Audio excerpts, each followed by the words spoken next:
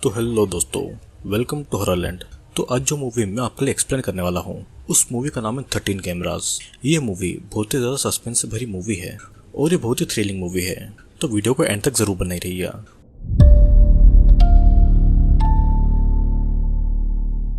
Movie की शुरुआत में हम जेराल्ड नाम के एक आदमी को इलेक्ट्रॉनिक शॉप के पास में सीसीटीवी कैमरा खरीदते हुए देखते हैं, जहां पर शॉपकीपर जेराल्ड को बताता है कि इस कैमरा की खासियत यह है कि इन कैमरास को कहीं भी लगा सकते हैं, जिसके बारे में किसी को भी कोई डाउट नहीं हो सकता है।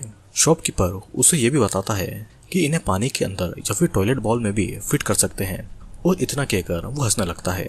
जेराल्ड फिर कैमरा खरीद कर एक घर में जाता है और वहां पर जाकर वो उन कैमरास को लगाने लगता है, जहां पर उन कैमरास पर किसी की भी नजर नहीं पड़ेगी। अब अगले सीन में हम एक प्रेग्नेंट वुमन क्लेयर और उसके पति रायन को देखते हैं, जो कि घर के बाहर बैठकर किसी का इंतजार कर रहे थे। और ये वही घर था जिसमें जेराल्ड ने कैमरा लगाए हुए थे, और वो इस घर का ओनर था जो कि उससे रेंट पर इन लोगों को देने वाला था। जेराल्ड घर की चाबियां लेकर वहां पर आता है और घर को अनलॉक करके उन दोनों को घर दिखाने लगता है। फिर क्लेयर एक लॉक्ड डोर को देखकर जेराल्ड से पूछती है कि क्या इस घर में कोई अटैक या फिर बेसमेंट है, जिस पर जेराल्ड उसे मना कर देता है और लॉक डोर के बारे में बताता है कि ये उसका क्लोसेट है जिसमें उसका कुछ सामान रखा हुआ है। फिर क्लेयर और रायन को वो घर बहुत ही पसंद आता है और दोनों अगले दिन ही अपने एक दोस्त की मदद से अपना सामान उस घर में शिफ्ट कर लेते हैं।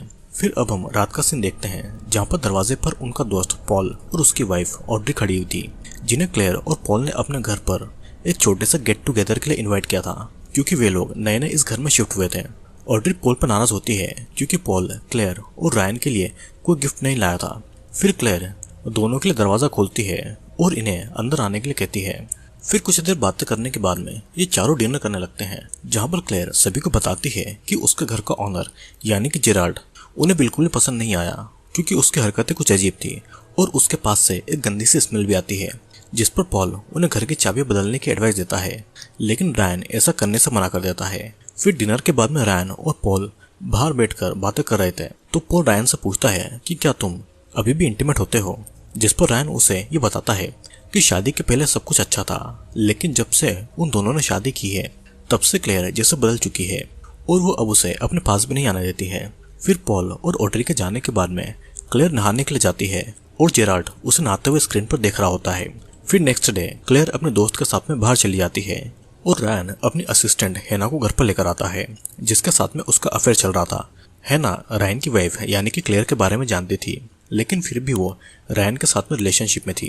अब रायन और हैना एक दूसरे के क्लोज आते हैं और किस करने लगते हैं, और इन दोनों पर जेराल्ड नजर रखे हुए था और उन्हें ऐसा करते देखकर जेराल्ड घुर्राने लगता है। फिर ये दोनों एक साथ नहाने लगते हैं और हैना रायन से पूछती है कि तुम अपनी वाइफ को हमारे बारे में कब बताने वाले हो, जिस पर रायन उसे ये कहता है कि अभी तो बिल्कुल भी नहीं, क्योंकि अभी वो प्रेग्नेंट है।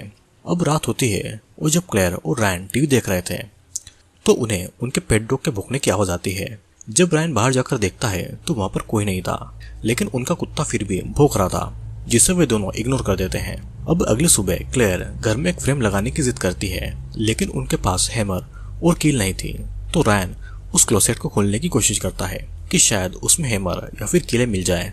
लेकिन जब वो उस दरवाजे को खोलता है तो उसे पता चलता है कि वो क्लोसेट नहीं बल्कि एक बेसमेंट है, जिसके बारे में जेराल्ड ने उसे झूठ कहा था।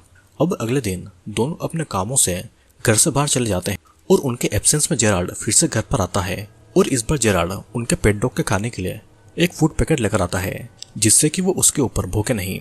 जेराल्ड ने उनके घर के हर कोने में कैमरा लगाकर रखे हुए थे, यहाँ तक कि उनके बेडरूम और बाथरूम में भी, जिसके बाद में वो घर के बैकयार्ड में बने स्विमिंग पूल में भी कैमरा लगाकर आ जाता है। फिर बाथरूम में जाकर क्लेयर के कपड़ों को सूंघता है और उसके टूथब्रश को गंदे तरीके से यूज करने लगता है।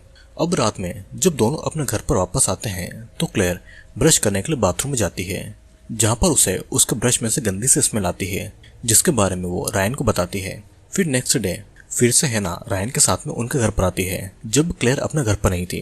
हैना रायन से क्लेयर को उनके बारे में बताने के लिए जिद करने लगती है, लेकिन किसी तरह रायन उसे नहीं बताने के लिए कन्विंस कर लेता है, जिसके बाद में वे दोनों पूल में एंजॉय करने लगते हैं।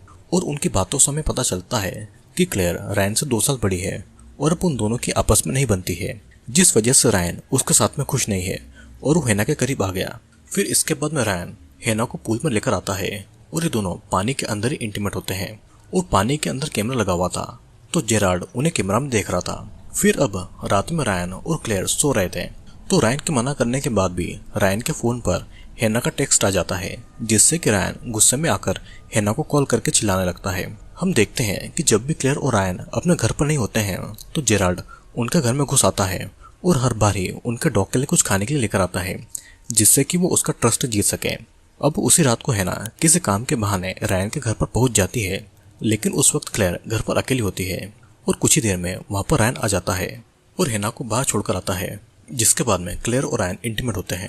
अब इन दोनों के सोने के बाद फिर से रायन के फोन पर हैना कॉल करने लगती है और रायन जब उसका फोन नहीं उठाता है तो वो क्लेयर को कॉल करती है और क्लेयर का फोन रायन उठाता है और वो हैना के साथ में अपने सीक्रेट रिलेशनशिप को खत्म करने को कहता है। नेक्स्ट डे रायन उन दोनों के फोन से हैना के नंबर को ब्लॉक करता है और फिर पॉल को उसके और हैना के बारे में बताता है, जिसे सुनकर पॉल उसे क्लेयर को सब कुछ सच बताकर उससे माफी मांगने के लिए कहता है और ये भी कहता है कि अगर वो क्लेयर को सब कुछ नहीं बताएगा तो वो ही क्लेयर को सब कुछ बता देगा। फिर अब रात में क्लेयर के बाथरूम का फ्लश काम नहीं कर रहा था, जिसे ठीक करने के लिए वो जेराल्ड को सुबह 8 बजे अपने घर पर आने के लिए कहती है, लेकिन जेराल्ड उससे कहता है कि वो 8 नहीं बल्कि 11 बजे घर आएगा। फिर जेराल्ड उनके घर पर उस टाइम पर आता है जब रायन घर पर नहीं होता है और बाथरूम वाली प्रॉब्लम को इजीली ठीक कर देता है, क्योंकि उसने टॉयलेट के फ्लश में भी कैमरा लगाया हुआ था। फिर वो क्लेयर से पूछता है कि उसके पेट में लड़की है या लड़का, जिस पर क्लेयर उसे कहती है कि ये एक सीक्रेट है जिसके बारे में हमने किसी को भी नहीं बताया है। और ये सुनकर जेराल्ड बहुत अजीब तरीके से क्लेयर के पेट पर हाथ लगाकर कहता है कि इसमें एक लड़की है, और ये सुनकर क्लेयर चौंक जाती है। फिर जब क्लेयर कॉल पर बातें करते हुए पूल के पास में जाती है तो वहाँ पर उसे एक लड़की की रिंग मिलती है। उस रिंग को देखकर उसे कुछ शक होता है। जब वो रायन से उसके बारे में पूछती है तो वो उसे कुछ नहीं बताता है। फिर उसके फोन पर फिर से हैना को कॉल आता है, जिससे बात करने के लिए वो बाहर जाता है।